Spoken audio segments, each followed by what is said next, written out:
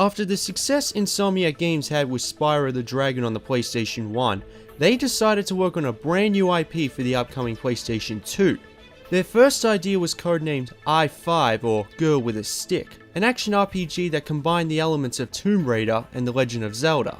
But it was cancelled after the developers came to the conclusion that it was too boring and went back to the drawing board to design something more exciting. This resulted in the creation of Ratchet Clank, which spawned a franchise of video games including spin-offs, collections, and a feature film.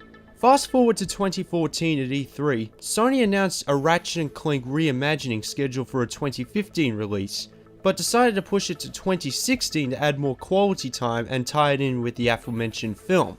I'd just like to go on record by saying I haven't played any of the Ratchet & Clank games and this is my first time. Yeah, I know. It's blasphemy. I admit it, so none of you have to say so in the comments. Which also means I'm only going to partially compare the 2002 PS2 title. But considering this is meant to be a remake, I refuse to say reimagining, it's a good way to start. I like how the difficulty is described. If you play this on hard, you love to fight Sharknaders with your bare hands and walk away from explosions in slow motion. Where do you think you're going? Ratchet, who is a mechanic for his adopted father Grim, is given an opportunity to try out for the Galactic Rangers. He passes everything thrown at him but is rejected by Captain Quark for his criminal history and recklessness. Meanwhile on the planet Cortu, a robot gone defective escapes a factory and lands near Grimm's workshop. Ratchet was able to reach it before Black Forces could, and he names it Clank.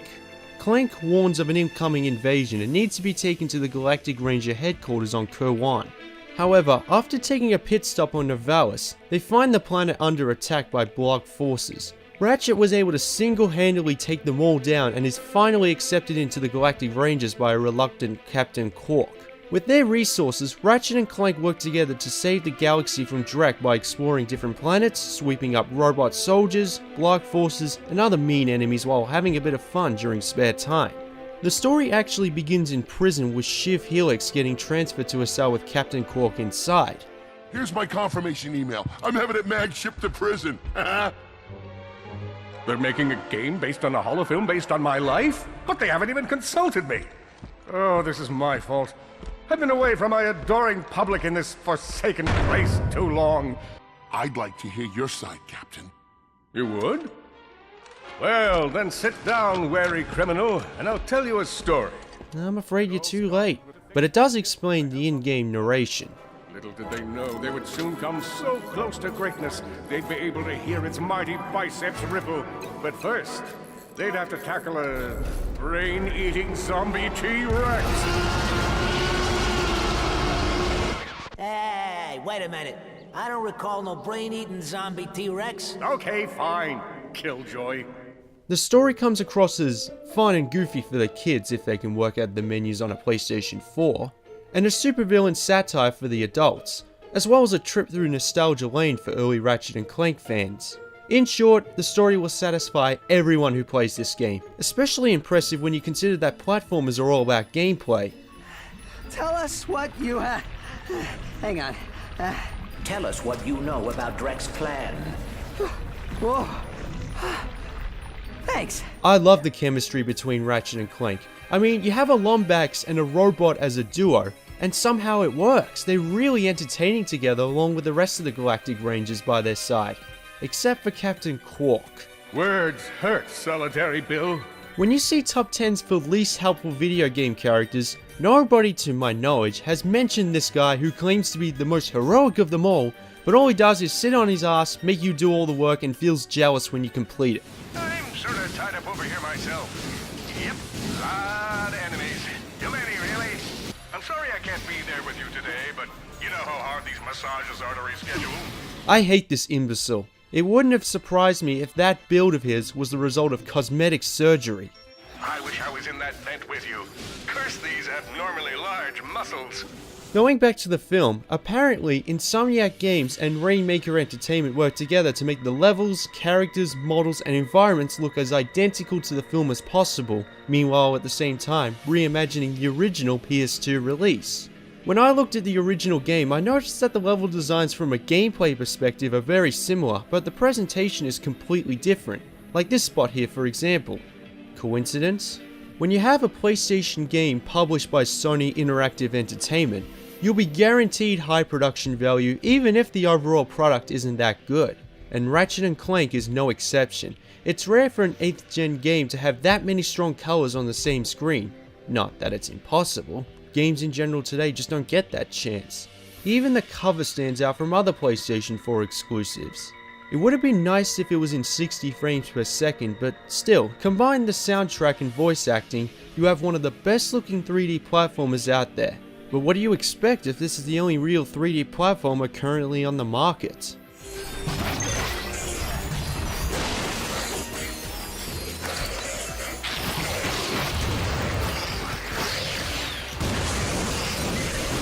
I'm going to talk about the bad gameplay elements first, because I don't want to end this review on a downer like I do most of the time. Firstly, the Trespasser. It's only a small part where you have to unlock certain doors with this thing. It's both boring, difficult, and it slows down the game. Fortunately, you can auto-hack, but that's not to be recommended if you're an achievement hunter.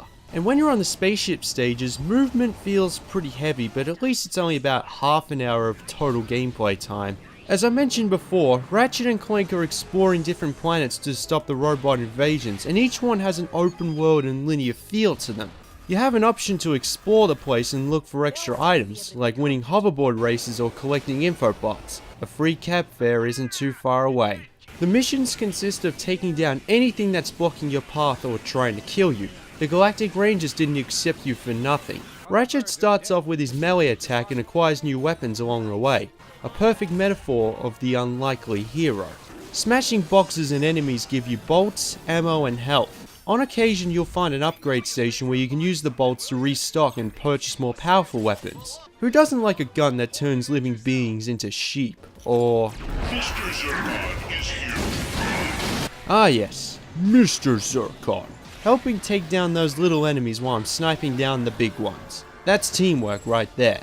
You also have these upgrade crystals called Raritanium, as well as using the weapons to improve them. Some of the weapons and items can be earned after beating a particular stage, like the boost jump and jetpack. And finally, cards that can be picked up on planets and space stations. If you complete a whole set, it upgrades other stats and unlocks new weapons. All of this may sound complicated at first, but you'll definitely work it out sooner or later because it's mandatory in the later stages. Of course, I can't forget the situations where Clank is alone and gives you some puzzles to solve by using these sprocket robots for bridges, platforms, and electricity. Some are pretty challenging, but not to the point where you'll need a walkthrough. I like how Clank handles these situations so casually. I know it's a robot, but I find it amusing. Sister Board, do not fail me now. The overall difficulty isn't that bad. In fact, it's pretty easy for the most part. The curve increases just as a platformer should, with more powerful enemies and multiple numbers. Except for this part, which kicks you in the balls from behind without notice.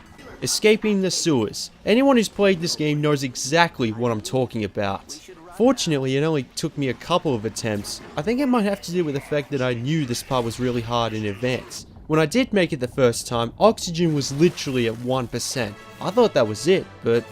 Oh, that was close. After a second time while trying to record gameplay footage, I found out that you can move faster by using Clank's helicopter-like hover. Just keep doing that and you should be fine. At least you don't have the controls to blame because they're fantastic and easily the best part of any Ratchet & Clank game. But you are required to play from the start to get used to them. Okay, I did play a little bit of a Ratchet & Clank game once on a PlayStation 3 years ago. I think it was A Crack in Time, but it was in the middle of the whole thing and had no idea what I was doing. Ratchet must be in tip-top shape because there's so much you can do. I mean, being able to double jump, shoot, melee, control yourself in midair all at the same time. Switching weapons is a breeze, the swing shot is second nature, and you have infinite lives. The controls are quick, tight, and responsive. Almost perfect for that matter. You really are in full control of Ratchet. You too, Clank. On Ion, and you can't even kill us, the Galactic Rangers? Where's your pride? You pike living underground? Guys, Aside from escaping the sewers, the whole game is a breeze. You'll need to be on your toes once in a while, but you should be fine. But like any well-made video game, the final boss will put you to the test. Apparently, Captain Quark turns on Ratchet Clank and the Galactic Rangers because his jealousy was too much to bear, finally giving me a chance to get payback for all the god-awful incompetence I had to endure with this dumbass. Then we also find that Dr. Nefarious used Drake to create his evil army, and that's the final boss.